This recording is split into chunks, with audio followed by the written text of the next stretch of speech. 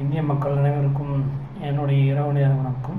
இன்றைக்கி யூடியூப்பில் பார்க்கும்போது ஒரு 4-5 பேர் கையெடுத்து கும்பிட்டு இந்த மதுக்கடையில் மூடாதீங்க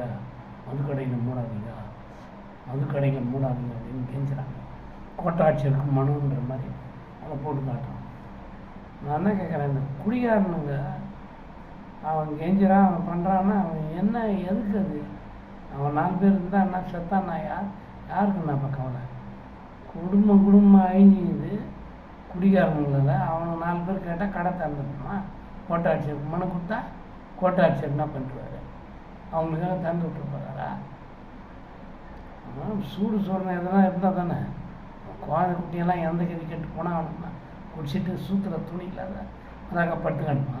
இந்த நாய் திருநாய் விட கேவலமாக அவனுக்காக அந்த கடைகளை திறக்கப்படுங்களா? மூடாதீங்க. அதெல்லாம் அடிச்சு மொத்த ஜெயிலில் தூக்கி போடணும். அதோட வேறு எதுவுமே கிடையாது. அதுதான் சிறந்த தண்டனை அவனுக்கு. அதுதான் கடை திறக்கிறது இல்லை, அடிச்சு 4 பேர் அடிச்சு உள்ள ஜெயிலில் தூக்கி போடணும். சோழவரம் ஜார்ஜ் யூடியூப்பில் தான் பேசுகிறான்.